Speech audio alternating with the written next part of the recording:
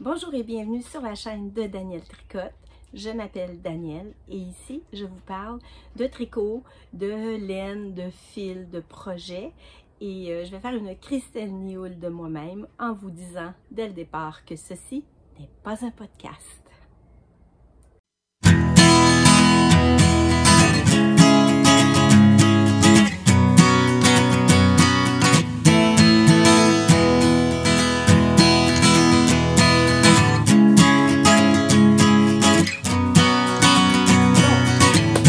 Bienvenue, je suis ravie de vous retrouver. Nous sommes mardi le 13 mai. Je suis au Québec. Je suis une tricoteuse du Québec et je tricote depuis très longtemps. Mais disons qu'avec les événements de 2020, je me suis remis au tricot de façon plus régulière. J'ai découvert le tricot circulaire à ce moment-là et ça a changé ma façon de tricoter et ça a changé mon univers créatif pour le mieux. Donc, comme je le disais en introduction, non, ceci ne sera pas un podcast. Je vous offre cette vidéo sous forme de vlog. Je n'ai jamais filmé sous forme de vlog et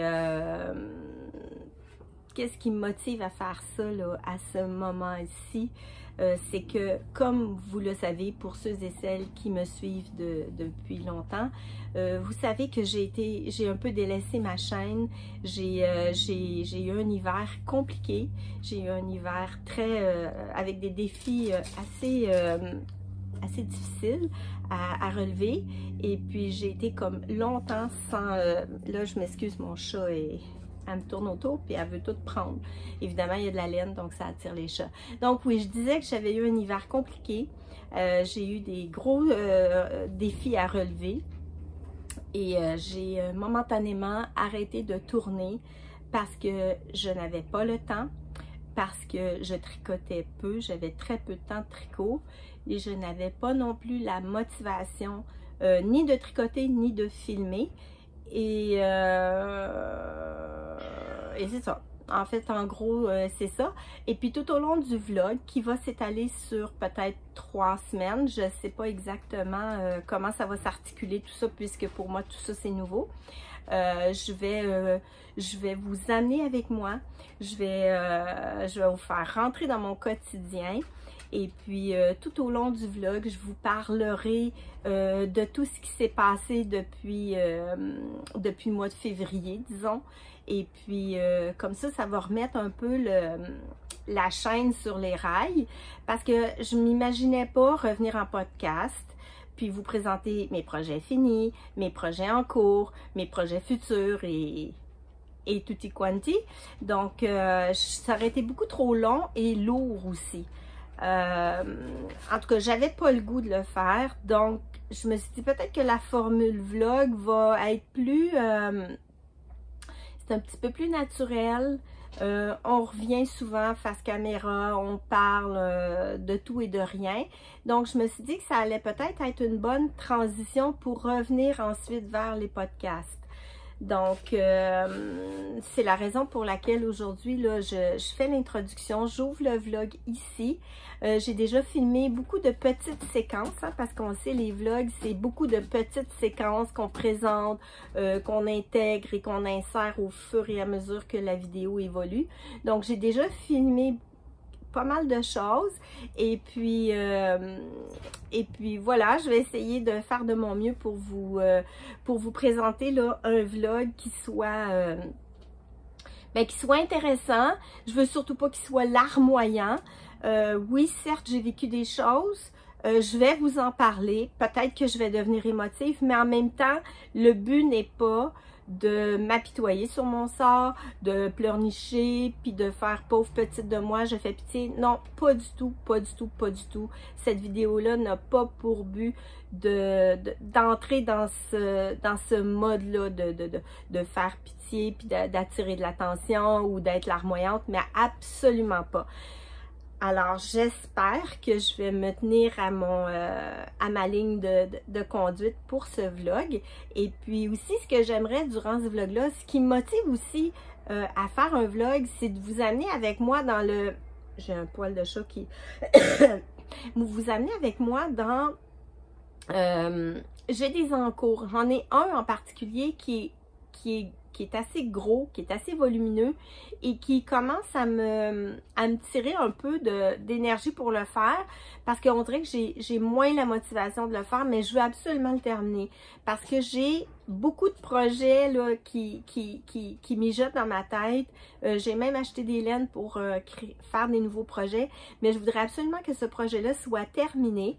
Et puis je me suis dit, ben quoi de mieux qu'un vlog pour vous montrer l'évolution du projet, pour me donner l'énergie de peut-être aller jusqu'au bout puis de le terminer pour vous le présenter, terminé là, pour clôturer ce vlog. Pourquoi pas?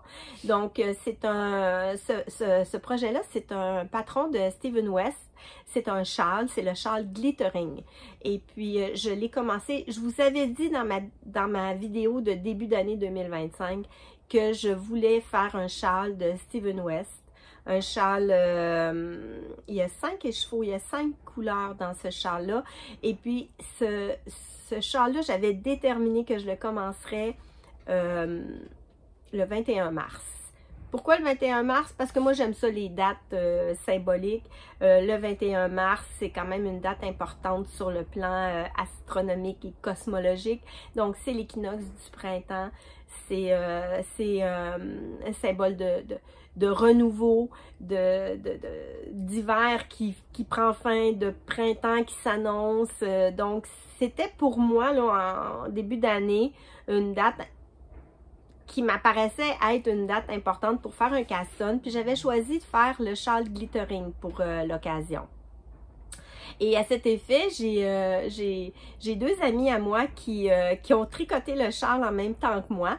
Donc, Marie-Claude et Marie-Josée, à qui je fais d'énormes bisous et qui ont tricoté avec moi le châle. Marie-Josée l'a terminé il y a très longtemps.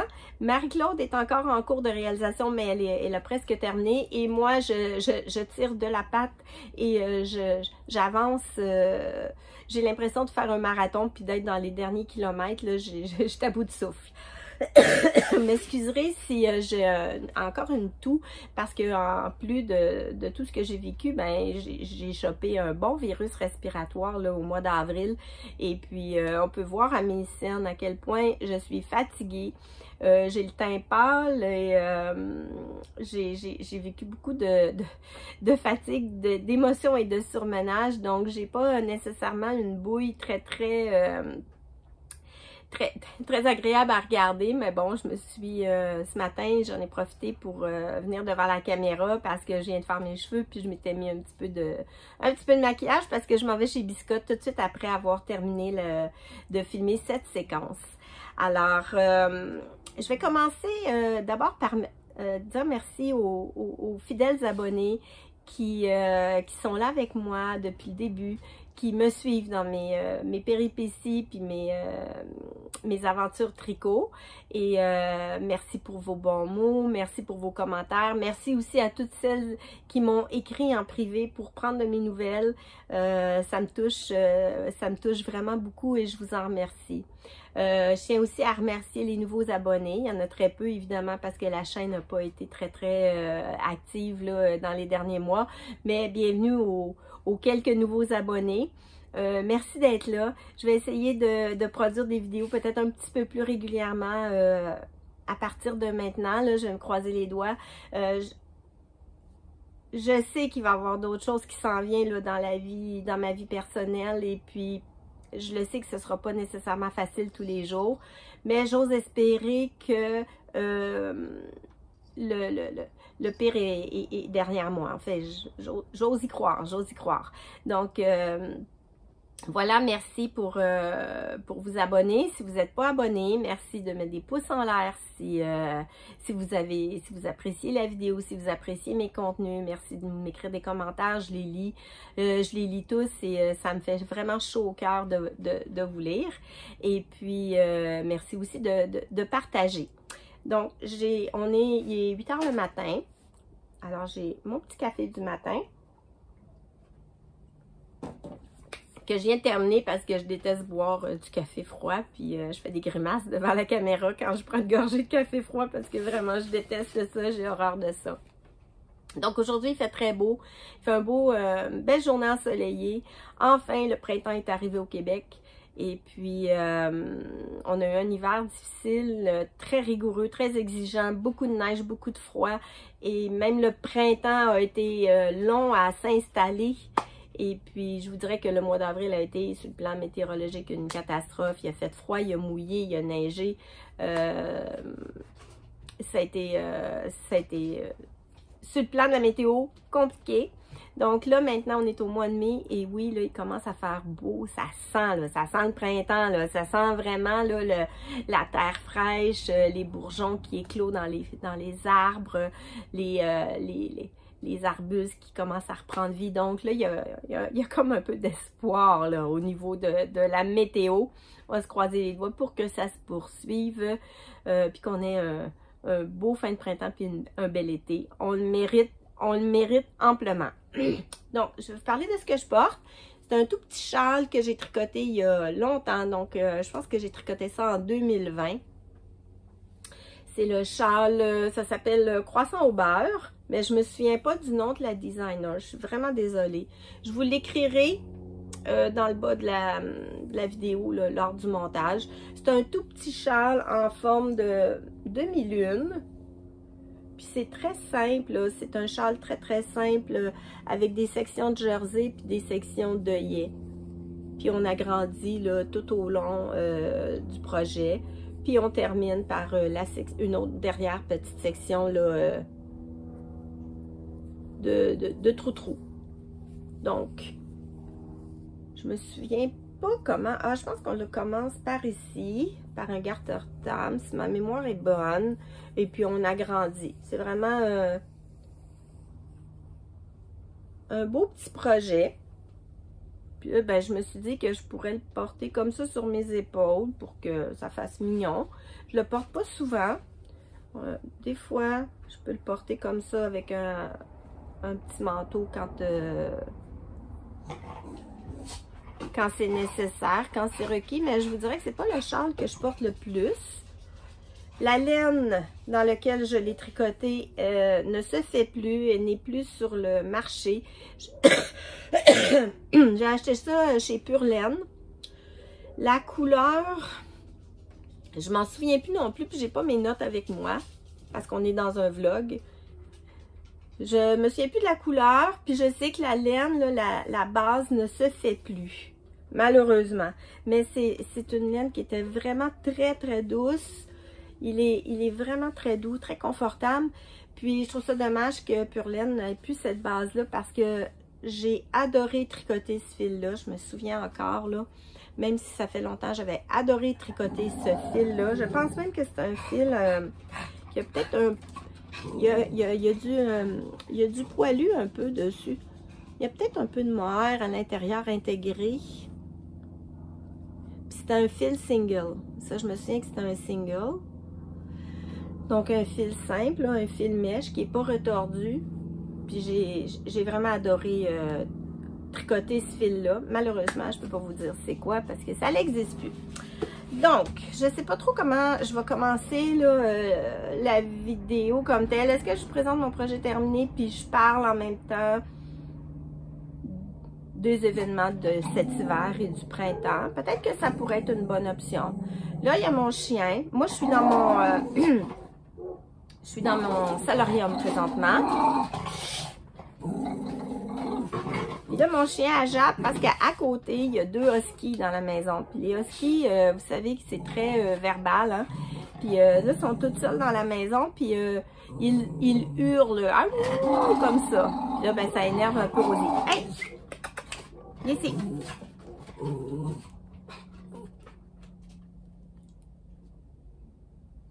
Bon. On va souhaiter que les huskies se calment pour que Rosie reste calme. On se croise les doigts. Elle n'a pas changé, Rosie. Elle est toujours la même. Elle est pleine d'énergie, pleine de vitalité. Alors, puis ça fait du bien dans la maison d'avoir de la vie. Donc oui, je pense que je vais commencer par vous présenter mon gros projet. Je ne vais pas l'appeler le projet boulet parce que c'est pas un boulet. C'est quelque chose que je voulais faire. C'est quelque chose que j'anticipais avec beaucoup de joie. Attends. Bon, petite coupure, petite interruption, chien qui jappe. Et j'en ai profité pour aller chercher mon cahier de notes pour vous parler de ce châle-là. Puis je suis arrivée directement sur la page du projet. Ce châle-là a été tricoté.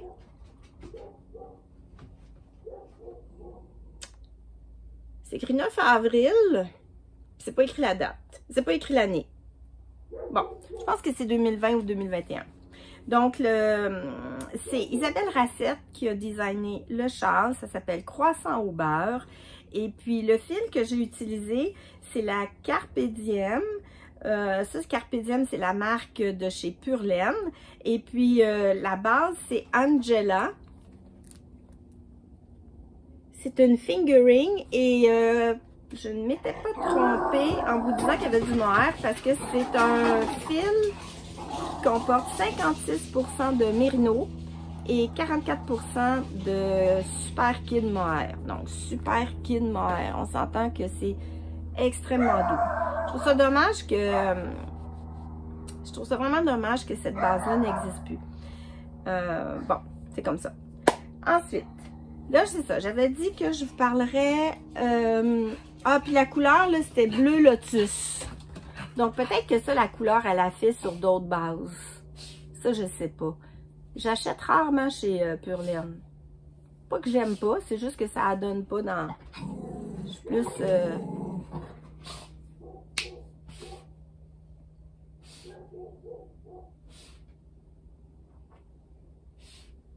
Non, désolée. Ok, je vais me recentrer, désolée. Voilà, je vais vous parler de mon projet en cours. C'est pourquoi j'ai décidé de faire un vlog, là. Tout part du châle glittering. Peut-être que je pourrais vous montrer, ben, vous connaissez sûrement, hein, c'est un châle de Steven West qui n'a plus besoin de présentation. C'est ce modèle-là. Je pense que ce qui a fait en sorte que j'ai peut-être voulu le tricoter celui-ci alors que je ne suis pas du tout Steven West là, dans la vie, je pense que le fait de l'avoir présenté dans des couleurs très neutres et très sobres a démontré que Steven West, ça peut être beau dans des couleurs très pétantes, très flashy, mais ça peut aussi avoir un tout autre aspect sur une couleur, un dégradé de couleur plus neutre. Puis là, vous allez voir que quand vous allez voir mon projet, vous allez vous rendre compte que ce que je dis, puis ce que je pense, c'est pas très bien aligné parce que j'ai pas été du tout dans une couleur sobre comme ça. Puis je le regrette. En toute honnêteté, je regrette mon choix de couleur, mais bon, c'est comme ça. Maintenant, il est tricoté, puis je le recommencerai pas. Mais au moment où j'ai choisi mes laines, je sais pas dans quel... Ben oui, je sais dans quel état d'esprit j'étais. Mais, tu sais, des fois, on va choisir des couleurs où il y a des couleurs qui vont nous taper dans l'œil puis qu'on va être attiré par ces couleurs-là. On sait pas trop pourquoi. Puis, à ce moment-là précis, c'est ça qu'on veut comme couleur. C'est ça qu'on voit. C'est le gros coup de cœur qu'on a puis c'est ça qu'on achète. Puis, c'est ce qui est arrivé quand j'ai fait mon combo de couleurs. Puis, aujourd'hui, en ce 13 mai, puis bien, même avant... si j'avais à racheter un combo de couleurs pour faire ce châle-là, c'est pas du tout les couleurs que j'aurais choisies. D'ailleurs, c'est un projet que j'ai commencé au printemps, puis j'ai choisi les couleurs d'automne. Déjà en partant, là, il n'y a pas beaucoup de... il n'y a pas beaucoup de... Je sais pas comment dire, là. Je cherche mon mot. C'est pas conséquent. Je commence un projet au printemps, mais j'y vais sur des couleurs très, très automnales. Tu sais, j'aurais pu le faire à l'équinoxe de l'automne tant qu'à ça. Parce que regardez les couleurs que j'ai choisies. On est dans les roses corail, les marrons, le acajou,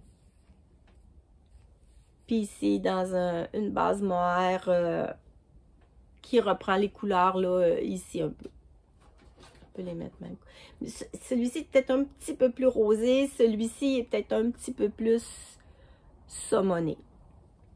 Donc, voilà la bête. C'est dur de le montrer dans son entièreté parce qu'il est déjà très, très grand. On est rendu à 460 et quelques mailles sur l'aiguille, sur le câble. Puis évidemment, ben là, je suis dans les rangs les plus longs.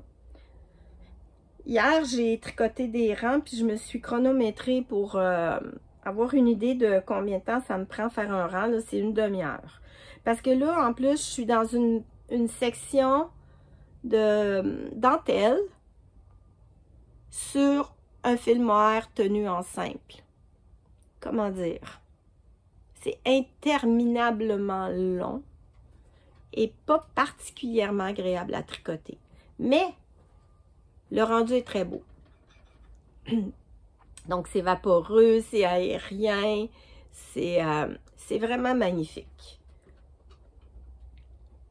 Mais à tricoter, c'est c'est pas agréable. Donc, si je reprends, le châle se commence par ici. Donc, on fait un montage avec un I-cord, puis on commence des sections. C'est toutes des séries, des séquences de points texturés différents. Donc, on a des sections ici, une autre section ici avec des petits trous-trous. Ici, on a une section qui ressemble à quelque chose d'un peu gaufré. Ici, on a une transition, où donc? Ici. Donc, de point de gaudron. Pour les gens qui tricotent régulièrement du Steven West, vous savez que le point de gaudron, c'est un peu sa marque de commerce. Donc, il fait, au lieu de faire, tu sais, souvent dans les châles, on va voir, tu sais, entre deux sections de points texturés, il va y avoir du point mousse ou du jersey. Ça, on voit ça souvent sur les patrons. Steven West, lui, sa signature, c'est le point de gaudron. Donc, on en a ici. Ensuite, on a un petit travail de point texturé encore. On a du point de gaudron. On a de la dentelle. On a du point de gaudron. On a un jeu de mailles glissées. On reprend le point de gaudron. Puis là, je suis rendue à la section de dentelle. Puis après, il y a la dernière section qui est tout un... ça fait comme un éventail. Là, j'ai hâte d'être rendue là. Je suis vraiment tannée de tricoter le fil mohair. Mais ça va être... Ce qui me reste à faire ici en mohair, là, c'est du point de gaudron. Je veux même pas l'imaginer. Donc là, il faut que je me donne comme des objectifs. Genre, je fais 2 rangs par jour, 3 rangs. C'est parce qu'à un moment donné, ça vient lassant. Puis je perds le goût de tricoter. Donc, je veux pas trop me mettre des objectifs trop gros pour me lasser encore davantage. Donc, je vais peut-être me dire 2 rangs par jour pour arriver à la fin de la semaine, avoir terminé le point de gaudron, puis commencer la dernière section, qui est la section en espèce d'éventail. Pour ce qui est des laines, on la voit ici, la section, tu sais, ça fait comme... c'est magnifique. Moi, au début, je pensais que ça, c'était un changement de couleur, mais non, ça, c'est des jetés qui donnent cet aspect-là de ligne. Et j'ai l'impression qu'on va tricoter dans l'autre sens. En fait, je ne sais pas comment on va le tricoter. Moi, je ne lis jamais mes patrons d'avance. Je les lis au fur et à mesure.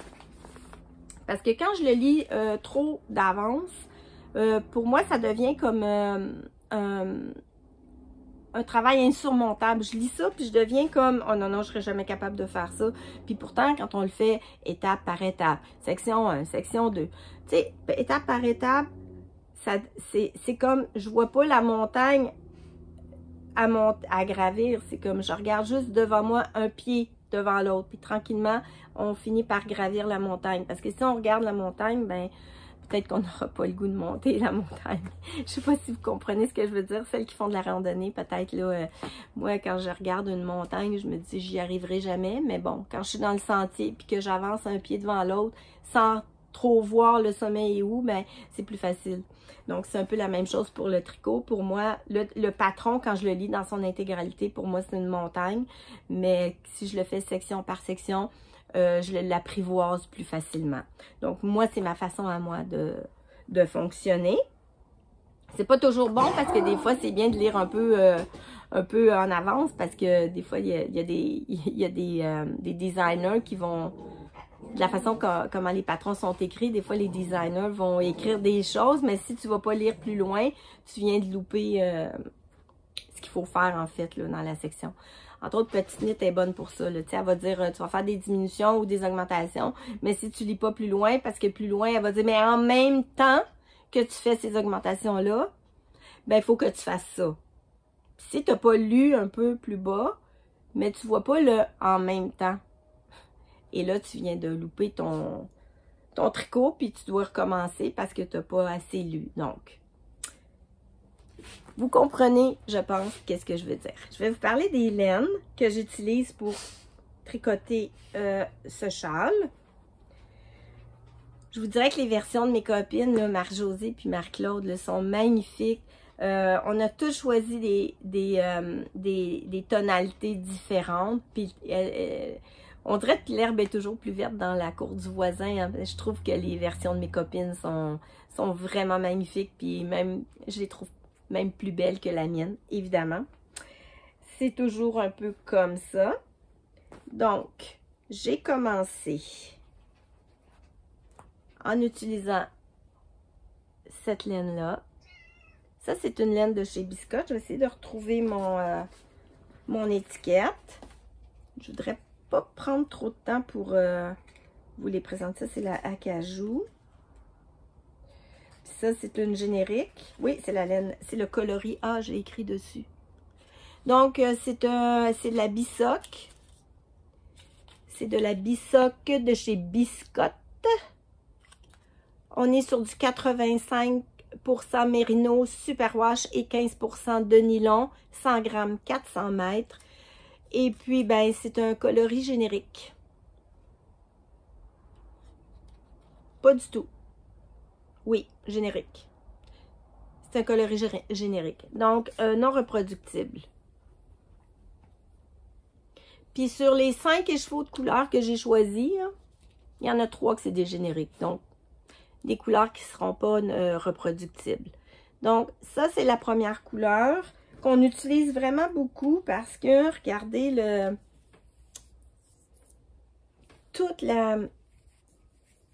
tout ça est fait dans la première couleur, la couleur A. Ensuite, j'utilise la deuxième couleur, la B, coloris B. C'est de la Super Sock, collection Louise Robert. C'est un 75% mérino superwash, 25% de nylon. Et c'est encore un coloris générique. Donc, celui-ci a des nuances. Donc, on est dans du marron froid, du rose, du corail. On retrouve même un peu là, ce coloris-là dans celui-ci. C'est d'ailleurs pour ça que je l'avais choisi. Mais moi, j'aime beaucoup le combo rose et marron. C'est quelque chose que j'aime beaucoup. Donc, on peut voir tricoter là, ce que ça donne.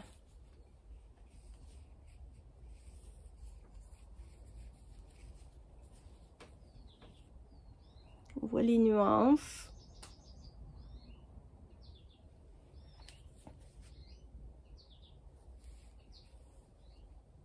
Donc, on fait la couleur A, la couleur B pendant très longtemps sur le châle avant d'arriver à la couleur C. qui est celle-ci. Et cette couleur, elle a un nom. J'essaie de retrouver mon... c'est celle-là.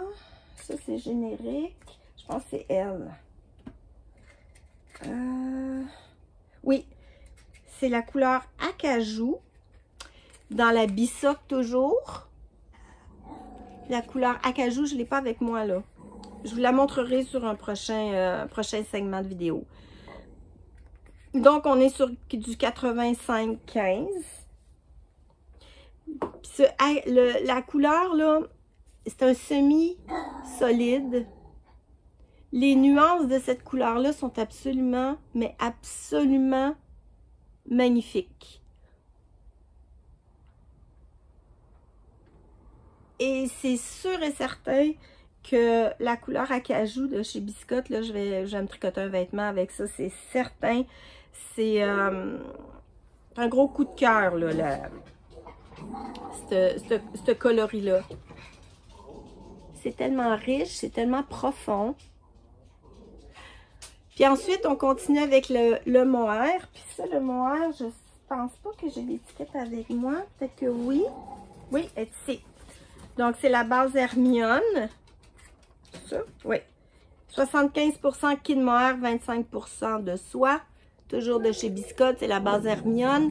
C'est un coloris générique. Avant, là, je pensais que couleur générique, là, quand c'est écrit générique, je pensais que c'était le nom d'une couleur. Alors, j'écrivais dans mon cahier coloris générique. J'étais sûre que c'était le nom de la couleur. J'ai appris plus tard que quand c'est écrit générique, c'est une couleur non reproductible. Et la dernière partie, la dernière partie du châle, et là, c'est pour ça que je vais chez Biscotte ce matin, parce que je suis pas sûre de mon choix de couleur. Puis, je vais probablement changer. J'avais choisi dans la base Fizz Whiz Biz, là, qui est une base avec de la stélina. J'ai choisi le coloris, j'espère que c'est pas un générique ça aussi, c'est le coloris chocolat. Donc la Fizz Whiz Biz contient 95% de mérino et 5% de stélina. Puis là, je trouve ça foncé. Puis non seulement c'est foncé, mais là je trouve qu'avec la stélina, je trouve que ça alourdit. Déjà le châle, là, moi je le trouve là, je trouve qu'il y a vraiment beaucoup d'informations sur ce châle-là. En termes de points, en termes de texture, en termes de couleur aussi, il y a énormément d'informations. Il y a peut-être même trop d'informations. Puis il y a un dicton qui dit que trop d'informations tue l'information. Puis là, je suis en train de me demander si ça va pas être trop. Puis là, je m'en vais voir mes copines tantôt chez Biscotte, là. Marie-Josée, Marie-Claude. On s'est donné rendez-vous chez Biscotte. Puis là, je vais voir si je garde les chevaux ou si j'essaye pas d'en trouver un qui va peut-être plus se fondre avec ça ici pour essayer de garder une certaine harmonie. Voilà. Il est beau. Il est magnifique. Mais il semble que c'est pas un caston de printemps, ça.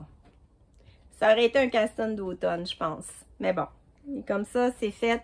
Puis, ben, je regrette pas mon achat parce que le châle, quand il va être terminé, moi, ce que je fais souvent, c'est qu'après l'avoir bloqué, je le range.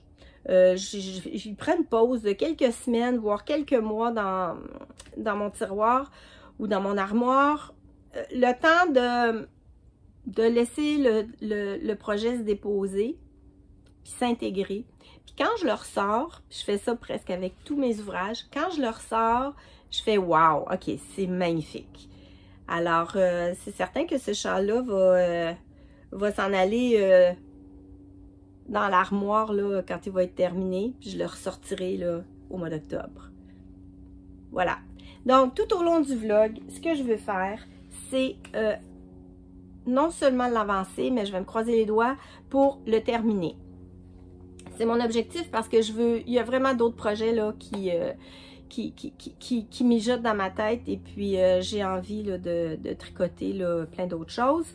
Je vois qu'on est à 20 minutes. J'ai fait l'introduction qui a duré une quinzaine de minutes. Puis je veux pas non plus que le vlog dure 2 heures, malgré que j'ai tellement de choses à vous raconter que ça risque d'être long. Fait que je vais peut-être pas vous parler de toutes mes autres encours. Ben, toutes mes autres, là, comme si j'en avais 15, là, alors que j'en ai 2, en fait, 3. Je vais peut-être légèrement mettre la table sur ce qui s'est passé cet hiver pour comprendre là, dans quel état d'esprit j'étais pour tricoter le début du châle. Donc, vous savez que moi, je suis proche aidante. Ça fait déjà 4 ans que je m'occupe de ma maman qui a la maladie d'Alzheimer. Et puis, j'ai essayé de la maintenir à domicile le plus longtemps possible, même si son domicile et le mien sont très éloignés. En fait, c'est 70 km, mais 70 km de trafic. Donc, il faut que je rentre à Montréal, puis après ça, il faut que je sorte de Montréal, puis il faut que je rentre à Laval. Alors, c'est 70 km de circulation lourde et dense. C'est pas comme un 70 km où tu roules, puis tu arrives au bout de 45-50 minutes. Non, c'est de l'ordre de 90 voire 120 minutes pour me rendre chez ma mère.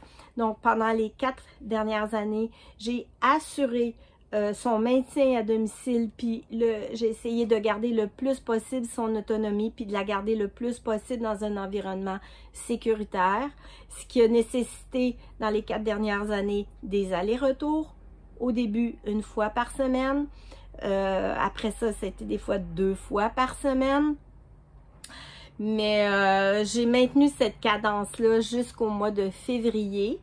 Avec des appels téléphoniques quotidiens, 1 fois, 2 fois, des fois 3 fois par jour pour m'assurer que tout était bien encadré. Mais ce qui est arrivé, c'est qu'au mois de février, là, j'ai senti mes déplacements étaient beaucoup plus fréquents. Puis est arrivé 2 incidents dans son appartement qui a fait en sorte que sa sécurité et celle des autres étaient compromises. Donc, j'ai évité de justesse des incidents qui auraient pu devenir très graves. On parle de 2 petits débuts d'incendie qui sont totalement... c'est pas de sa faute, là. Elle n'a pas fait ça délibérément, mais la maladie fait en sorte qu'à un moment donné, tu ne sais plus que du plastique, ça va pas dans un four. Ça va pas non plus sur un rond de poêle. Tu ne sais plus non plus que de l'aluminium, tu peux pas mettre ça dans un four micro-ondes. Ce qui fait qu'il y a eu 2 événements qui auraient pu tourner tragiquement. Et là, la sécurité de ma mère et celle des autres gens dans l'immeuble était compromise. Et à partir de ce moment-là, j'ai dû me mettre rapidement en action pour trouver une résidence qui pouvait l'accueillir avec toute sa partie là, confuse, perte d'autonomie cognitive, etc. Donc, j'ai dû chercher une résidence qui convenait à ses besoins.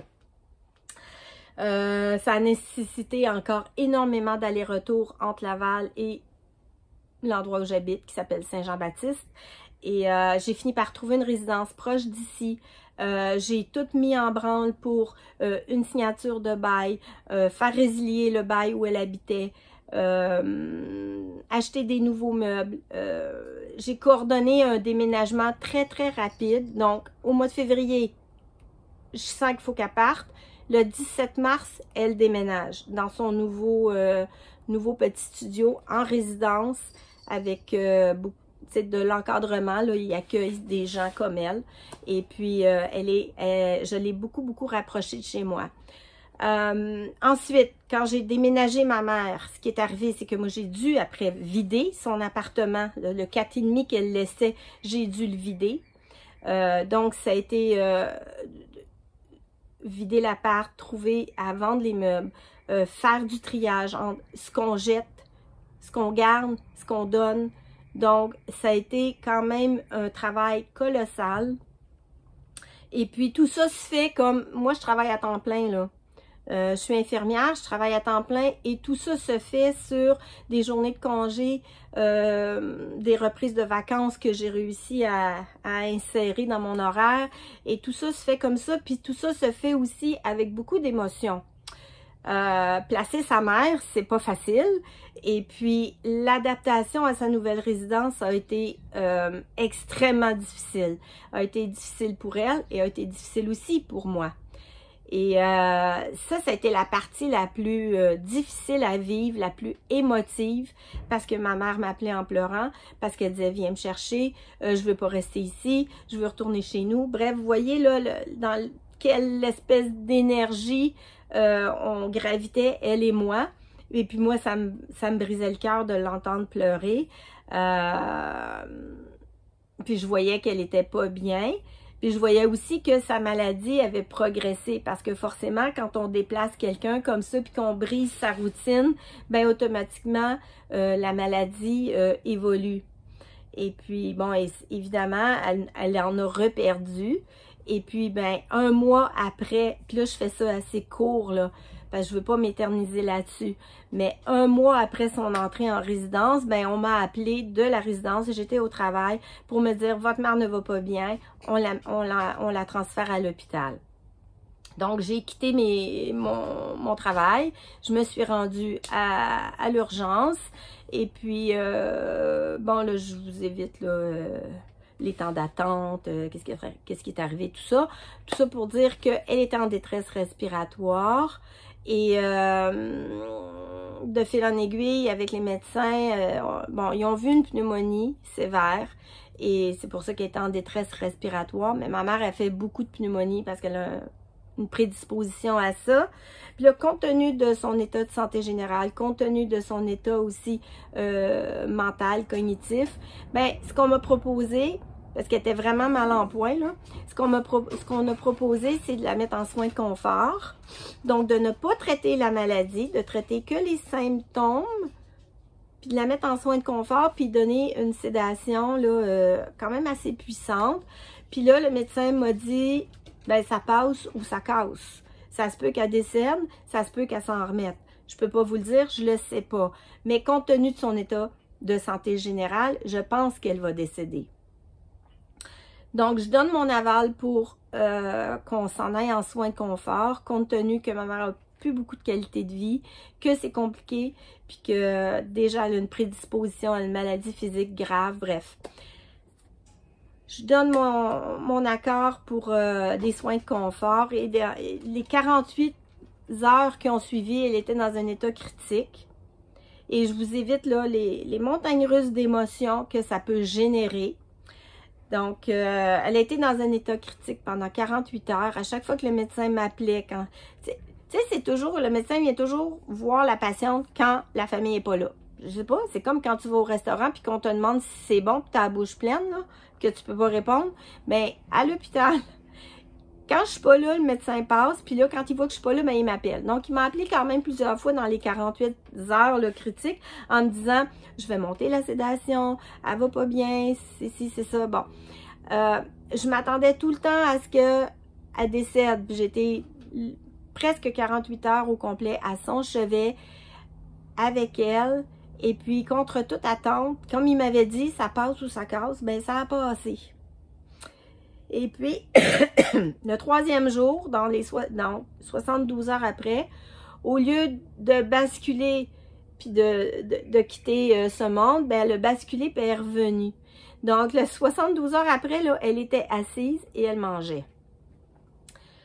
Donc, je peux pas vous imaginer comment ça peut faire là, en termes d'émotion, en termes de fatigue aussi. Donc, il faut se rappeler qu'il y a eu tout un déménagement, l'adaptation à une nouvelle maison, etc. Moi, j'étais vidée, à terre, épuisée, surmenée. J'étais plus fonctionnelle. Du tout, du tout, du tout. Donc, ce qui fait que j'ai été consulter mon propre médecin qui m'a mis en arrêt de travail. Et c'est pour ça que là, j'ai un peu de temps pour vlogger. J'ai un peu de temps aussi pour aller chez Biscotte ce matin. Parce que là, je suis en arrêt de travail. Ma mère est toujours à l'hôpital. Ça fait 1 mois qu'elle est à l'hôpital maintenant. Là, ils l'ont transférée sur un département de gériatrie. Et là, on est en train de l'évaluer. On est en train de l'observer pour voir c'est quoi ses besoins. Où est-ce qu'on l'envoie? Est-ce qu'elle retourne là où elle était? Moi, je pense qu'elle ne peut pas y retourner. Je pense qu'elle n'est plus assez autonome pour vivre là où elle était. Mais c'est pas moi qui va avoir la décision finale de ça. Puis là, on observe. Puis la travailleuse sociale m'appelle de temps en temps pour me donner des petits rafraîchissements là, au niveau là, de l'évolution, tout ça. Donc, on est rendu là. Je vous dirais que ma mère en a énormément perdu. C'est à peine si elle me reconnaît. Elle me reconnaît à la voix. Donc, quand elle me voit avec ses yeux, elle me reconnaît pas. Puis quand je lui parle, là, il y a comme « Ah, Daniel ». Donc, elle a énormément perdu depuis les 2 derniers mois. C'est la raison pour laquelle je suis pas revenue sur ma chaîne. Là. Vous pouvez vous imaginer là, toute la séquence que je viens de vous décrire. Là, ça a été vécu de façon très, très intensive. J'avais pas le temps de tricoter, j'avais pas le goût de tricoter. J'avais pas le goût de venir devant la caméra. Puis même, je vous dirais que ce matin, j'étais obligée d'un peu parce que je repousse. J'étais supposée venir hier, puis j'étais supposée venir dimanche. Puis là, je repoussais. Puis je suis comme, non, j'aime faire les vidéos. J'aime ça vous parler. J'aime ça parler de mes tricots. Puis je voulais vraiment revenir.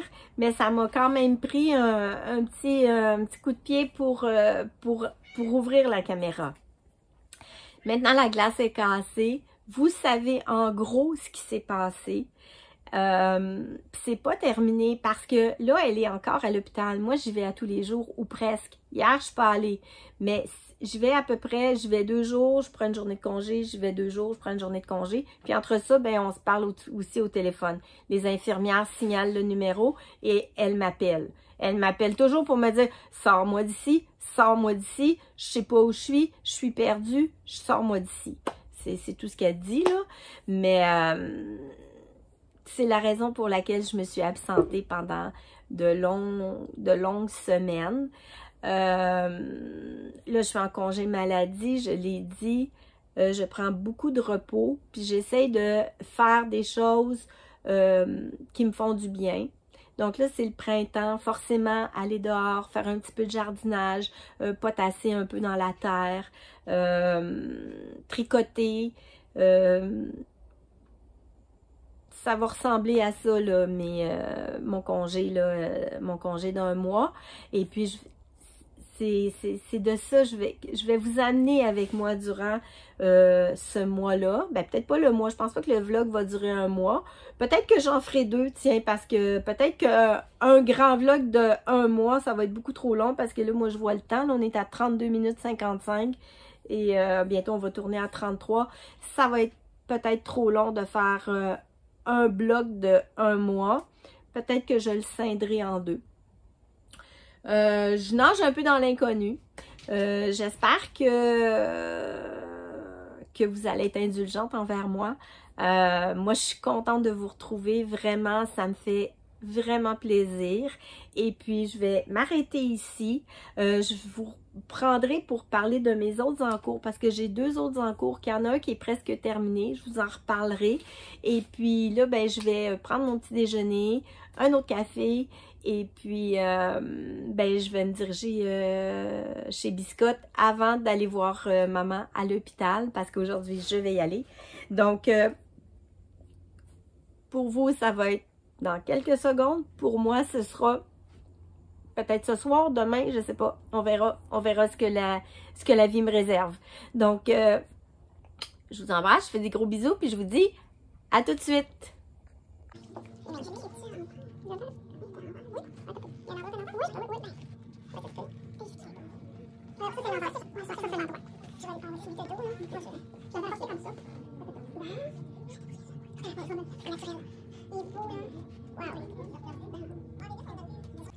Un petit peu de tout ça. Ça, c'est la version Marie-Claude. Ça, c'est crème au beurre. Ah, c'est beau. Son câble, il est pas assez long, on n'est pas capable. J'ai pris comme 125 cm. Ouais, mais moi, j'ai commencé autre chose, là, puis il m'en manque dans le gros, là, dans le 5,5. Ouais. Je vais me le prendre, là, 125. On dirait que quand je le vois à la caméra, Ça serait ta couleur. tu sais, quand tu as le nez dessus, là, Ouais. tu le vois pas, tu le vois trop, là, comme ça. Je trouve, c'est ça, là, la Vénus là-dessus. je trouve plus beau que... Elle est plus Oui. dorée Moi, je le que trouve. Coucou! Donc, on est encore le 13 mai. Il est maintenant presque 18 h. La journée est bien avancée. Et puis, je voulais juste faire un petit coucou sur un deuxième en cours que j'ai sur mes aiguilles en ce moment. Puis là, je suis en train de l'essayer. Je l'ai mis sur un Scooby-Doo. Et puis, je suis en train de l'essayer pour voir si je continue ou si je le termine. Et puis, j'ai décidé de le continuer. Je pense que je vais refaire un autre motif. Donc, vous aurez reconnu le petit t-shirt, voyons, le Pléon de Audrey Borrego, que j'ai commencé à tricoter il y a environ 3 semaines, 1 mois. Parce que j'avais envie d'un tricot avec des couleurs plus estivales. Je voulais avoir quelque chose de plus pâle. Donc, je suis dans mon châle qui est dans des couleurs très, très saturées, très intenses. Puis, je ressentais le besoin de tricoter quelque chose de plus été. Et puis, j'avais de la laine que j'avais achetée l'année passée. C'est de la laine de chez Fleurs et Bonbons. Je vais vous montrer l'étiquette. Donc, c'est une teinturière québécoise indépendante. C'est une base 80% mérino, 20% de soie. Donc, ça brille, c'est léger, ça a un beau drapé. Et puis, c'est le coloris dragé. Puis, j'avais acheté cette laine-là dans le but de faire le Alpine Bloom. Je voulais faire un jacquard avec ça. Finalement, je trouve que de la soie, quand il y a de la soie dans un fil, j'avais fait des échantillons, j'avais fait des essais, puis je trouvais que le rendu du jacquard me plaisait pas du tout. Alors, j'ai oublié le projet, j'ai mis la laine dans un coin. Puis là, je l'ai repris cette année, puis je trouvais que la laine pouvait être parfaite pour un genre de petit t-shirt d'été. J'ai déjà fait les manches, donc une petite manche courte avec un beau raglan de part et d'autre, des épaules. Le col, je l'avais tricoté et puis je l'ai redétricoté parce que ici ça rebiquait. Il y avait, je pense que j'avais trop pris de maille ou enfin, je sais pas ce que j'ai fait. Donc, j'ai détricoté, je vais le recommencer. J'ai amplement, suffisamment de laine, là, il n'y a aucun souci. Donc là, ce que je vais faire, c'est que je veux pas le porter crop. Donc, je veux qu'il y ait une certaine longueur. Je vais essayer de me reculer. Donc, je vais refaire une répétition complète du motif, plus la petite bande. Là, c'est un petit 2 cm de point mousse pour terminer le projet. Donc, ça avance bien. Je trouve que la laine est super belle. On voit toutes les nuances, là. C'est une couleur unie, là, semi-solide, avec plein de belles nuances. Et puis, je trouve, là, quand le col va être fait, ça fait un beau V, qui va être juste parfait. Ça va faire un beau projet, un beau tricot d'été à porter. Même sur une robe, ça peut être magnifique, là. Mettons une petite robe à bretelles, on remet ça par-dessus. Je trouve que ça fait très, très habillé. Donc ça, c'est mon deuxième encours du moment que je vous montre maintenant. Celui-ci, je devrais le terminer quand même assez rapidement parce que, mis à part la petite dentelle qui se fait sur quelques mailles seulement, là, tout le reste, là, c'est du jersey en rond. C'est du repos cerveau. Moi, je le fais en lisant. Et puis, c'est un projet qui me fait beaucoup de bien. J'aime beaucoup, beaucoup, beaucoup le tricoter, puis j'adore le rendu. Le modèle initial, là, dans le patron, là, il y a beaucoup d'aisance par rapport à ce projet-là. Moi, j'aime plus ou moins, là, quand il y a trop d'aisance, comme là, pour moi, là, ça, c'est parfait. Je veux dire, il n'y a pas trop d'aisance, il y a environ, 5 cm, c'est suffisant. Je suis pas très grande, je suis pas non plus là, très mince, j'ai quand même des bonnes rondeurs et puis je trouve que quand les modèles sont boxy et qu'il y a beaucoup de matière, je trouve que ça alourdit, en tout cas moi personnellement, j'ai l'impression que ça m'écrase et puis je trouve pas que ça fait beau sur moi. Donc tout ce qui est boxy, pour moi, c'est pas une solution, là. Je me tourne jamais vers ce genre de modèle-là. Mais celui-ci, ben, je l'ai adapté. J'ai une taille plus en dessous. Je me souviens pas là, quelle taille j'ai choisi de faire. Probablement la taille 4. Puis, ouais, c'est ça. Puis pour avoir de l'aisance recommandée, il aurait fallu que je fasse la taille 5. Quelque chose du genre. Là. Je vous en reparlerai de toute façon là, tout au long du vlog. Et puis, ben c'est ça. Moi, j'ai choisi de le faire plus près du corps. Je trouve que pour moi, ça me va mieux. Donc, ça, c'est le deuxième encours que j'ai sur mes aiguilles. Sinon, aujourd'hui, ben, je vous aurais mis des images. J'étais allée chez Laine Biscotte. J'ai été voir mes deux tricopines avec qui on tricote le châle glittering ensemble, étaient là. Mais en fait, il y a Marie-Claude qui travaille chez Laine Biscotte, puis Marie-Josée qui était là, puis j'en ai profité pour aller les voir. Ça faisait longtemps que je les avais pas vues, donc là, on a papoté longtemps, on a jasé. C'est toujours un plaisir renouvelé là, de voir des passionnés de tricot. Puis en plus, on tricote le même projet, toutes dans des couleurs différentes. Donc, c'est le fun de voir là, les rendus. Le même projet dans des couleurs différentes, ça fait un autre projet complètement. Donc, c'est vraiment agréable de voir les différences. Marie-Josée l'a tricoté en 3 semaines. C'est une machine, elle tricote vite, puis elle tricote vraiment bien. Elle fait tout le temps des beaux projets, puis vraiment son châle est absolument magnifique. Puis là, de voir un châle terminé, puis celui de Marc-Claude qui est presque terminé, en fait, là, ça m'a motivée, là. Là, je suis comme, OK, il est beau le projet, puis là, moi, j'avais tout étendu mon châle là, sur une table, puis là, on regardait pour le choix de la dernière couleur, parce que, évidemment, mes copines étaient d'accord avec moi que les chevaux brun chocolat avec la stélina dedans, clairement, ça aurait pas fait beau sur le projet. Quand on les mettait, tous les écheveaux, un à côté de l'autre, ça faisait très beau, mais comme je vous ai dit précédemment, c'est un châle qui a quand même beaucoup d'informations, beaucoup de points, beaucoup d'intensité. Puis là, ça en rajoute une couche, là, c'était beaucoup trop. Donc, mes amis étaient d'accord avec moi. Donc, on a changé, j'ai changé mon écheveau de laine coloris chocolat. Puis, plutôt que de prendre une 5e couleur, ben, j'ai décidé de reprendre la 4e, de garder juste 4 couleurs, en fait. De toute façon, je vais vous le remontrer, là, évidemment. Mais plutôt que d'essayer de choisir une 5e couleur, puis peut-être encore me tromper, j'ai plutôt opté pour prendre la couleur acajou. Donc, celle que j'aime d'amour, puis que je vais me tricoter un vêtement dedans, c'est sûr et certain.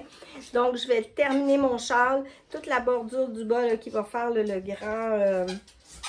grand demi-lune. Ça a l'air presque des ailes de chauve-souris tellement c'est grand. Donc ça va être couleur acajou et je pense que ça va faire très très beau. Donc je suis revenue avec mon petit écheveau de acajou.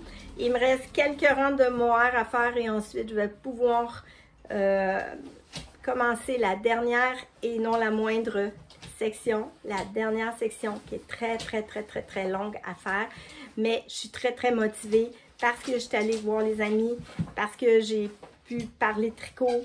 Ça m'a fait vraiment du bien. J'étais vraiment contente de les voir. Donc, c'est un peu là, ce qui s'est passé là, au courant de mon avant-midi, puis après, j'étais allée voir ma mère, j'ai passé du temps avec elle à l'hôpital, et puis je suis revenue ici, puis bon, j'ai tricoté, j'ai mangé, et puis là, il fait extrêmement beau à l'extérieur, il fait beau, il fait chaud, et puis ultimement, un peu plus tard, en début de soirée, là, j'irai me balader à l'extérieur avec Rosie.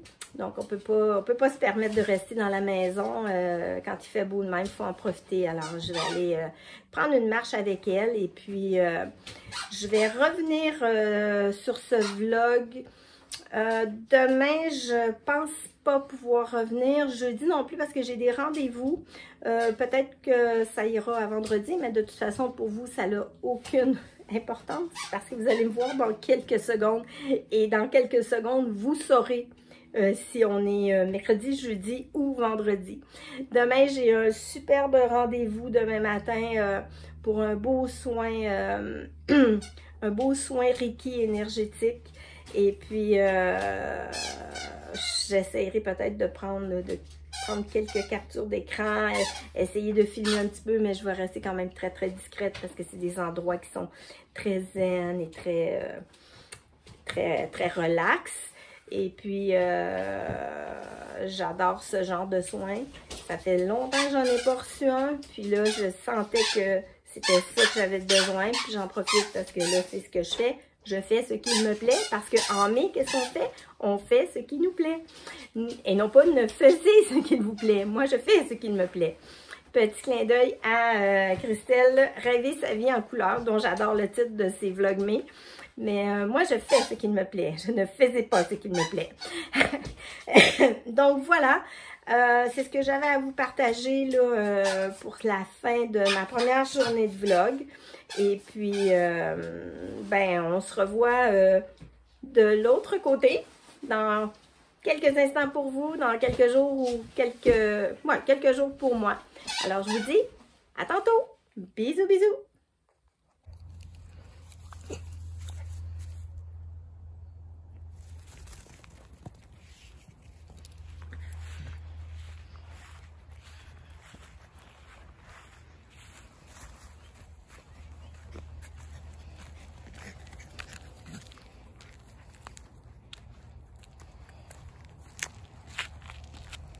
Prends ta balle. Rosie, prends ta balle. Et où ta balle? Cherche. Viens.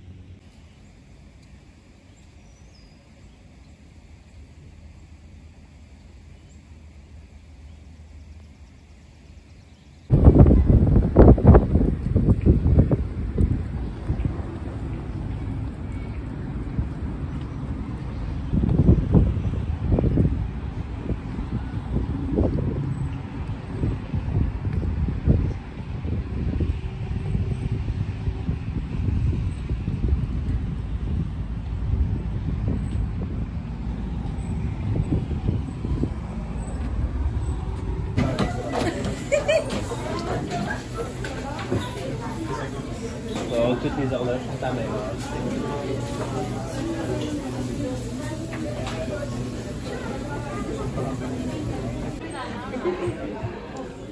Bon. La crème fouettée goûte un petit peu l'orange. Un petit peu le? L'orange, c'est bizarre. Même parce que regarde, elle est sur ma peau. Ah ben oui, Alors, voilà. Non, fais ta petite face. Hein, quel âge que t'as aujourd'hui, présent? 16 ans et demi. Dis-les. 35 ans. Bonne fête, Ali! Bonne fête! Bonne! T'avais pas catché que c'était ma bonne? Hey, c'est vrai. Ben ouais, Ben oui. Hey, bonne fête! C'est pour ça qu'on est là! Philippe, c'est pour ça qu'on est ici. Oui, c'est une joke, je savais! Coucou! C'est la dernière partie du vlog que je vais maintenant commencer.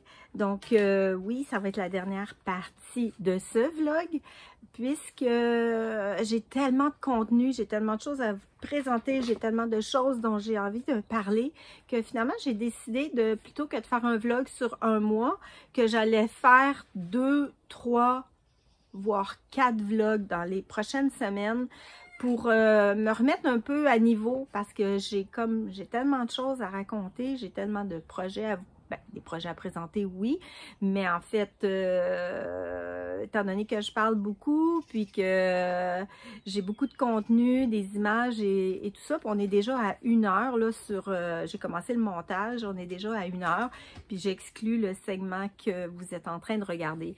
Donc, si j'y vais sur trop longue période, là, le vlog va être définitivement trop long. Et puis, je serai incapable là, de le mettre sur YouTube. Donc, on va partir tout de suite ce dernier segment. On est dimanche matin, le 18 mai. Il fait frais. On est passé des températures caniculaires. Là, au début de la semaine, on était toujours dans l'ordre du 30-32 degrés avec facteur humidex. C'était quand même assez accablant. Surtout les premières chaleurs là, du début de la saison, on dirait qu'ils sont pires. Notre corps n'est pas encore habitué. Et puis, en 24 heures, les températures ont redroppé et il y a beaucoup plu. Puis là, je vous dirais que ce matin, là, j'ai une manche longue. Puis là, je me suis mis un châle sur les épaules. Puis j'ai des chaussettes en laine dans les pieds parce que vraiment, c'est très frais. C'est grisâtre. Il y a des percées de soleil, mais on annonce quand même là, presque 90% de probabilité de pluie au courant de la journée. Donc, c'est un week-end assez gris et tristounet. Mais qu'à cela ne tienne, on tricote. C'est une très belle température pour tricoter. Donc, vous aurez vu des images, là, je vous aurais mis des images de hier. Hier, c'était l'anniversaire de mon fils Olivier, le 2e, qui a célébré ses 35 ans. Et puis, je suis allée déjeuner avec lui. Puis, il y avait un autre de mes garçons qui était là aussi, donc Philippe. Alors, vous allez voir j'ai capté quelques images là, de ce déjeuner au restaurant, qui c'était super agréable. On a beaucoup ri, beaucoup apprécié cette matinée pluvieuse mais joyeuse. Donc, vous aurez vu aussi dans les séquences précédentes, quand je me suis rendue pour mon soin énergétique, donc oui, j'ai eu un soin énergétique, je vais en avoir un autre la semaine prochaine. Donc, ça m'a fait le plus grand bien. Puis le lendemain, j'ai pas mis d'image, mais j'avais un massage avec ma massothérapeute qui est aussi kinésiologue. Donc, elle en profite pendant le massage pour faire des ajustements. Alors, c'est super agréable et puis ça m'a fait vraiment beaucoup de bien. Donc, voilà, on est rendu à dimanche matin. Le dimanche matin, c'est toujours mon matin préféré. C'est tranquille. Il n'y a pas de bruit. Les gens, surtout là, il fait pas beau. Donc, les gens restent à l'intérieur et à mon plus grand plaisir. Donc, vous voyez que Mademoiselle Bambou, aussitôt que je m'assois ici dans le solarium, parce que oui, j'ai choisi d'être dans le solarium, étant donné que c'est une journée, il n'y a pas beaucoup de luminosité à l'intérieur, j'avais l'impression que ça ferait pas, ça rendrait pas justice là, aux laines et au projet que j'allais vous présenter. Donc, j'ai décidé de me mettre dans mon solarium. C'est beaucoup plus lumineux, même si c'est gris à l'extérieur. Puis c'est ça, Bambou, quand je m'assois dans le solarium, elle est comme un pot de colle. Elle ne me lâche pas. Elle est toujours après moi. Dis bonjour, Bambou. Elle est toujours après moi quand je m'assois ici. Je ne sais pas pourquoi. Alors que quand je suis assise à l'intérieur, elle est totalement indépendante. Mais ici, c'est... Ah, il y a un bel oiseau. C'est ça, elle est toujours sur moi. Donc, j'espère que je vais être capable de vous présenter ce que j'ai à vous présenter. En fin de semaine, il y a un événement à Montréal, c'est le Knit City. C'est un événement laineux qui arrive à tous les 2 ans ici à Montréal parce que le Knit City se promène de ville en ville à travers le Canada. Et cette année, il s'arrête à Montréal et puis c'est un très très gros salon. Moi, je n'y suis jamais allée, puis cette année encore, j'ai passé mon tour pour toutes sortes de raisons, là, surtout des raisons personnelles. Je savais que avec ma mère et toute la logistique, là, je ne savais pas dans quel état j'allais être, là, dans quel état d'esprit j'allais être. Alors, j'ai décidé de passer mon tour plutôt que d'y aller puis de ne pas être inspirée ou motivée. Néanmoins, j'ai vu passer depuis vendredi, là, il y a beaucoup de petites stories qui sortent sur Instagram, beaucoup de photos de différentes tricoteuses qui ont été au Knit City. Et c'est encore ouvert dimanche, là, encore pour toute la journée. Et puis, j'ai vu passer beaucoup de belles photos, beaucoup de kiosques avec des teinturiers, teinturières là, du Canada. Je crois même qu'il y en a des États-Unis. Puis, j'ai vu beaucoup passer des photos de Andrea Mori, qui, de toute évidence, est à Montréal. Et puis, c'est quand même impressionnant de voir des designers comme ça qui sont connus là, à l'échelle internationale. Puis là, tu vois tes amis qui sont posés avec Andrea Mori, puis ça fait comme « Oh my God! » J'ai manqué ça. J'imagine que je pourrais me reprendre à une autre année, là, j'espère. En tout cas, je me croise les doigts. Mais c'est ça, je vois passer des belles images, puis j'ai mes amis Marie-Claude et Marie-Josée. Je vous fais un beau coucou les filles. Je sais que vous avez été hier au Knit City. J'ai hâte que vous me racontiez là, comment s'est déroulée votre journée. Puis surtout sur quoi vous avez craqué. Alors, c'est ça pour le blabla en général. On va commencer par on va parler tricot, hein, parce que c'est ça le but de l'exercice du vlog. Je vais vous présenter un objet terminé que j'ai terminé cet hiver. C'est un des 3 projets terminés. Je vais vous en présenter un sur ce vlog-ci, puis un autre sur l'autre vlog, puis un autre sur l'autre vlog. Parce que si je fais les 3, ça va être beaucoup trop long. Donc aujourd'hui, étant donné que c'était frisquet, puis que un châle s'imposait sur mes épaules, j'ai décidé de vous présenter le châle que j'ai tricoté cet hiver. En fait, je l'ai commencé au mois de décembre, durant la période des fêtes. C'est un châle qui s'appelle le châle Lupin. Et puis, c'était un patron que j'ai reçu dans le cadre d'une boîte mystère de Noël que j'avais commandé chez la créatrice teinturière Fleur et Bonbons, qui est d'ailleurs au Knit City. J'ai vu son kiosque passer là, dans les différentes stories sur Instagram. Donc, je vous montre le patron, la page couverture. Donc, c'est le châle Lupin. Et puis la designer, elle s'appelle Gabrielle Imbeau. Donc, elle crée des patrons puis elle teinte la laine. Donc, c'est un châle asymétrique, un peu comme un cerf-volant, là. Puis, il y a 5 couleurs contrastantes. Donc, dans la boîte, puis vous l'avez vu ça dans les podcasts antérieurs, là, dans le temps des fêtes, j'ai fait un unbox où je vous ai montré le contenu de la boîte. Il y avait deux écheveaux de couleur principale, puis il y avait 5 petits mini écheveaux de 20 grammes. Donc, j'ai ici ce qui reste du coloris principal. Il en reste quand même une assez bonne quantité. Je les ai pas pesés. J'essaie de voir, là. Moi, d'après moi, dans ça, il y a à peu près une trentaine de grammes. Donc, puis dans celle-là, peut-être un peu moins. Je sais pas. Mais je trouve qu'il en reste quand même un gros restant. Je sais pas du tout ce que je vais faire avec. Donc, on est sur une laine d'un rose très pâle avec des nuances, des speckles, beaucoup de speckles de différentes couleurs.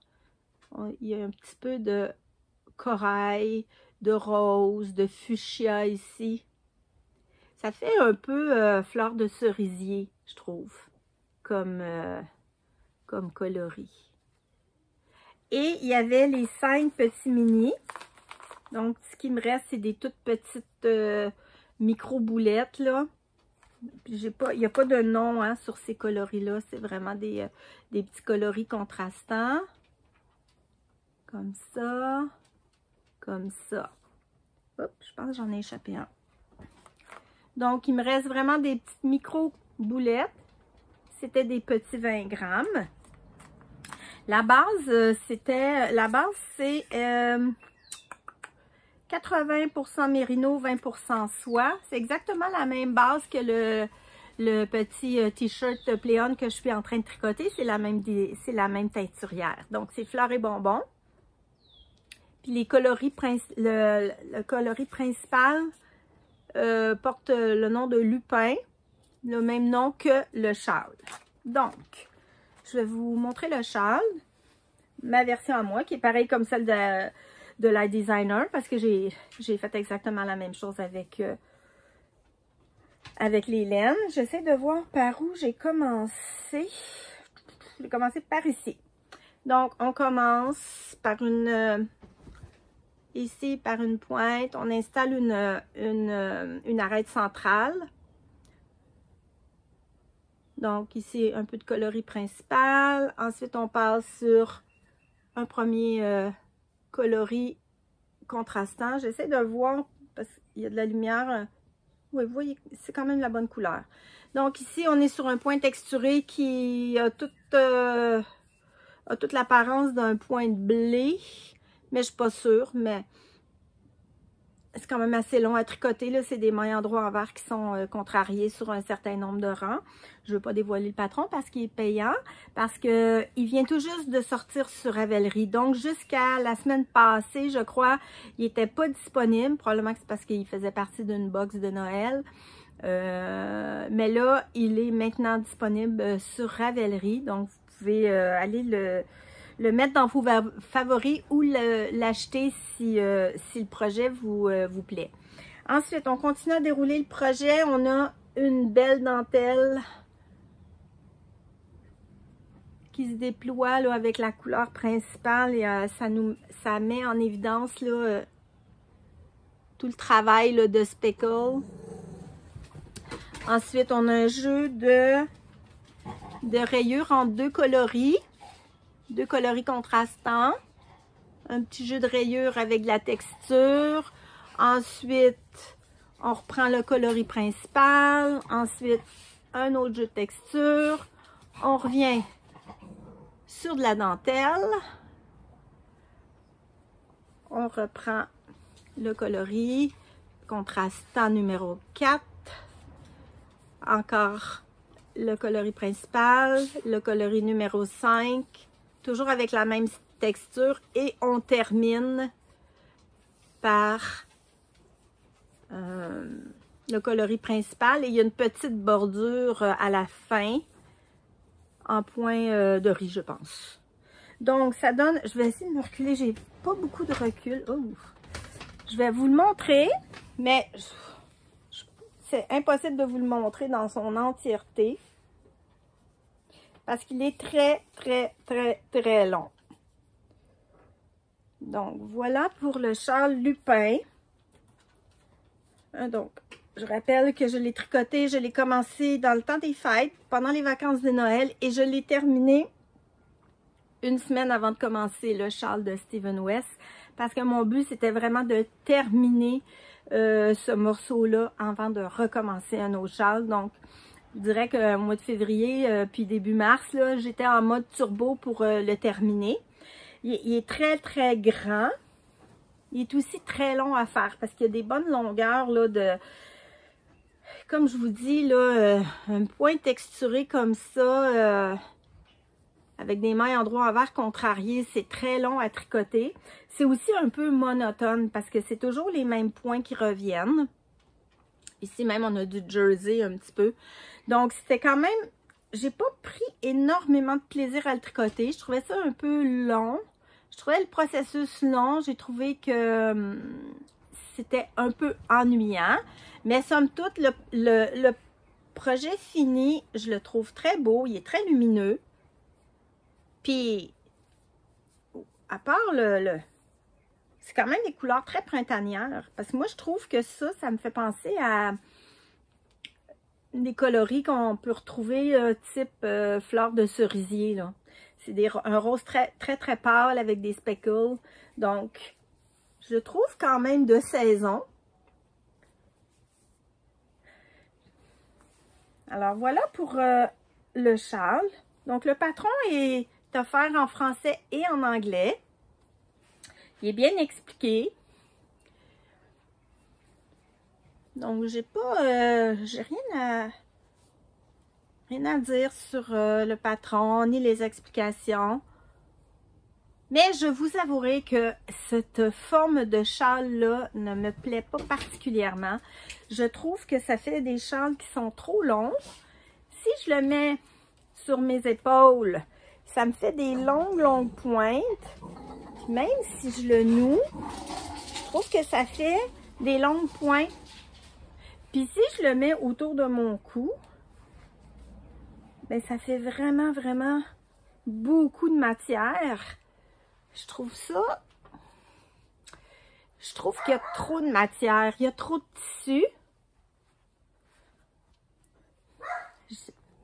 C'est correct, là, c'est agréable, tout ça, mais je trouve qu'il y a trop de tissu. Mais le drapé est magnifique, hein? C'est sûr, avec de la soie à l'intérieur, là, ça fait un magnifique drapé. Mais c'est la forme. Ça fait deux châles avec une forme comme ça que je tricote. C'est pas ce que je préfère. J'avais tricoté l'année passée le promenade en Écosse de Même les anges tricotent. Et puis c'est exactement la même forme. Il est aussi grand, sinon plus, que celui-ci. Puis je le porte pas. Je sais pas comment le porter. Si je le mets juste sur mes épaules, ça fait des grands pans de chaque côté qui dépassent. Puis moi, je suis pas grande, hein. Alors, ça me descend presque aux chevilles. Et puis, si je l'enroule comme ça, moi, je trouve ça un peu gros. Si on met, par exemple, un manteau, ben, on est... on dirait qu'on est... on est pris ici, là. Donc, c'est pas la forme que je préfère. Mais je suis contente de l'avoir fait. J'étais contente aussi. Moi, des fois, les boîtes surprises, des fois, je trouve que la surprise n'est pas nécessairement le fun, là. J'aime pas tant des fois ce que je reçois, mais j'avoue que ici, sur cette boîte-là de Noël, j'ai été agréablement surprise. J'aime la qualité de la laine, j'aime les couleurs. Et puis le châle, ben j'avais le choix de le faire ou de pas le faire. Là, j'ai décidé de le faire. Mais si c'était à refaire, probablement que je prendrais toute la laine pour faire autre chose. Mais je suis quand même contente. Puis je suis contente aussi de l'avoir expérimenté avec une deuxième fois, la forme asymétrique, parce que je me disais, ben peut-être que je vais m'habituer, mais non, c'est pas une forme que j'aime. Moi, je vous dirais là que, en toute simplicité, là, le châle triangulaire en point mousse, là, c'est le basique du basique, puis c'est ce que je préfère le plus. Mais je continue à tricoter des châles avec des formes différentes, des points, des textures pour le plaisir du processus de tricot en tant que tel. Mais bon, le châle triangulaire en point mousse, très basique, c'est ce que je préfère, là. Surtout une déca, là, avec ça fait un gros, c'est spongieux, c'est moelleux, c'est réconfortant, c'est très chaud. C'est vraiment les châles que je préfère. Mais je vais continuer à tricoter toutes sortes de châles parce que j'adore tricoter un des châles parce qu'on n'a pas besoin de se casser la tête sur ça va-tu se faire, j'ai-tu pris la bonne pointure. Tu sais, des fois les chandails, vous savez que moi je suis bonne pour faire des chandails trop grands ou trop petits. J'ai de la misère à arriver là, sur les bonnes tailles. Et tandis qu'un châle, ben il fait, c'est sûr qu'il fait. C'est moins compliqué, puis c'est toujours agréable de découvrir des nouveaux designers, des designs différents. Là, j'avais dit que le dimanche, c'était tranquille, mais probablement que là, il commence à y avoir des gens qui sortent à l'extérieur, puis on a notre charmante Rosie qui qui nous fait des petites chansons ce matin. Je suis désolée pour le bruit. Donc voilà pour mon Charles Lupin. Ensuite, je voulais vous présenter un encours, un troisième encours que j'ai. C'est une paire de chaussettes. J'ai pas beaucoup la motivation de tricoter des chaussettes cette année. Je m'étais partie au mois de janvier là, sur une lancée en me disant je me fais une boîte de bas, je me tricote une paire de chaussettes par mois. Mais j'ai perdu un peu la motivation, ce qui fait que j'ai simplement une chaussette de terminée à date en 2025 que je vous présenterai dans un prochain vlog sur comme projet terminé, deuxième projet terminé. Mais depuis une semaine, j'ai monté une paire de chaussettes que j'ai faite... j'ai parti ça un peu à ma sauce. Donc moi, je pars toujours mes chaussettes de la pointe. Et puis... j'avais envie, par contre, je voulais pas avoir une chaussette vanille. Excusez, je vais aller chercher mon petit sac. Oh, pardon. J'avais pas envie de faire une chaussette vanille. Par contre, ça me tentait pas de suivre un patron. J'avais envie de quelque chose de coloré, de différent. Puis moi, j'aime beaucoup le motif Vichy. Et puis, il y a beaucoup de patrons là, disponibles là, sur Ravelry avec des modèles Vichy. J'ai trouvé, moi, sur YouTube, une tricoteuse turque. C'était drôle. Une tricoteuse turque qui a un podcast qui parle en turc. On dit ça, turc? Oui. Et puis, elle a fait un tutoriel sur comment là, faire le motif. Et puis, ben, je me suis basée sur son tutoriel pour commencer ma petite chaussette Vichy. Au début, j'étais partie dans l'idée de faire une chaussette. Et puis là, je vais probablement plus faire une soquette plutôt qu'une chaussette. Et puis, voici mon avancée. C'est 3 fois que je la défais parce que forcément, hein, je suis pas designer. Puis, je fais ça par essai-erreur. On voit ici, il y a une bande là que c'est une erreur là. Il ne devrait pas être comme ça le motif. Mais là, ça ne me tentait pas de la détricoter pour une 4e fois. Fait que je l'ai laissé comme ça. Mais le vrai motif là, Vichy, là, il part ici. Comme ça. Avec des carrés ici en l'occurrence, les carrés sont roses. Après ça, il y a les carrés blancs. Puis entre les carrés, il y a des alternances de couleurs, là, de rose et de blanc.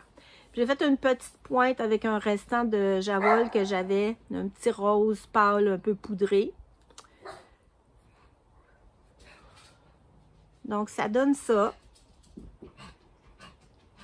Puis là, je tricote sur des mini circulaires parce que c'est le seul temps où je vais tricoter des mini circulaires, c'est quand je fais du jacquard.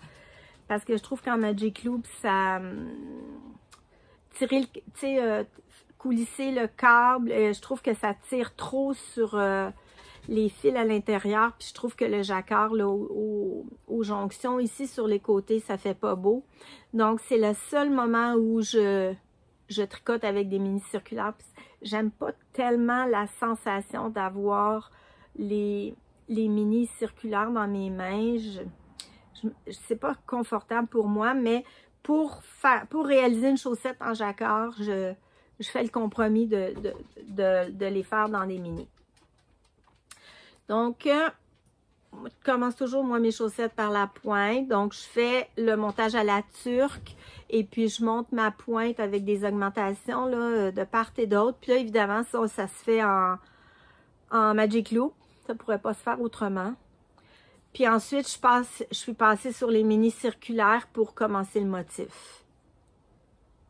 Puis là, comme je vous dis, j'ai tricoté, j'ai détricoté, je n'aimais pas le rendu, je me trompais tout le temps dans ma séquence de couleurs. Puis au début, je me disais, je vais juste le faire comme ça. Puis après, ben, j'ai été voir différents tutoriels. Puis je suis allée voir sur Pinterest, parce que vous savez que sur Pinterest, on peut trouver des grilles de jacquard gratuites. Puis c'est là que j'ai trouvé la dame, là, la dame turque. Je l'ai retrouvée sur Pinterest, puis après ça, je suis allée la chercher sur YouTube. Puis c'est là que j'ai vu le motif. Puis là, ben, ça me tentait pas de défaire ça.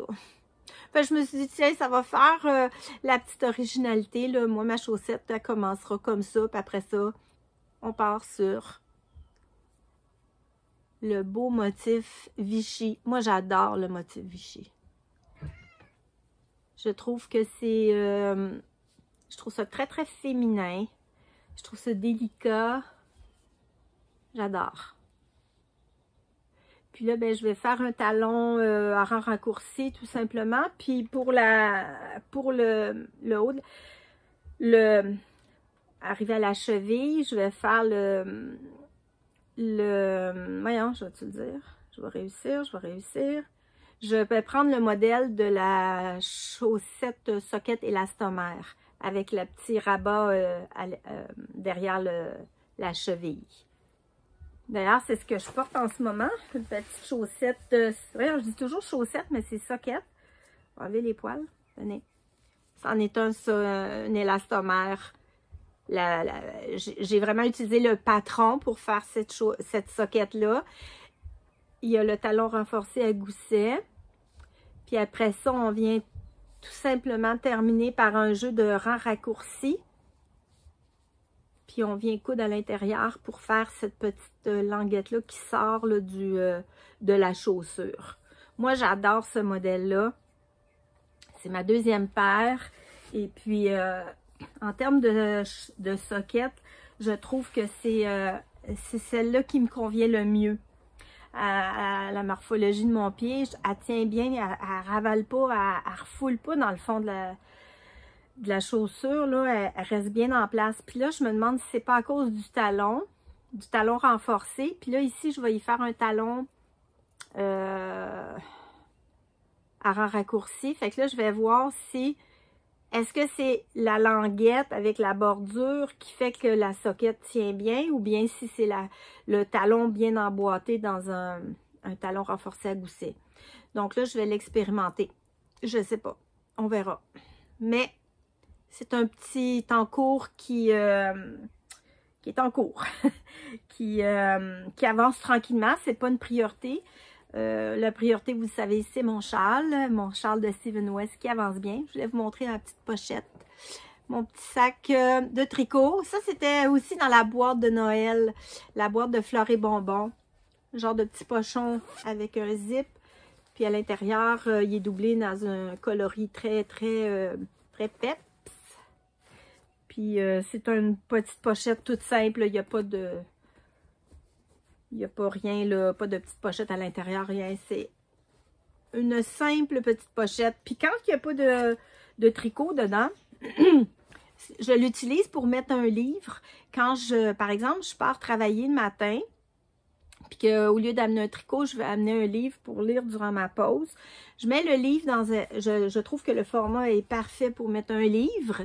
Puis, ben, ça protège le livre parce que souvent, moi, je vais lire des livres qui sont des livres de la bibliothèque ou des livres qu'on me prête et pour éviter de les abîmer, ben, je les transporte dans cette petite pochette-là qui protège la couverture là, pour éviter qu'il arrive des choses, que ça se salisse pendant le transport.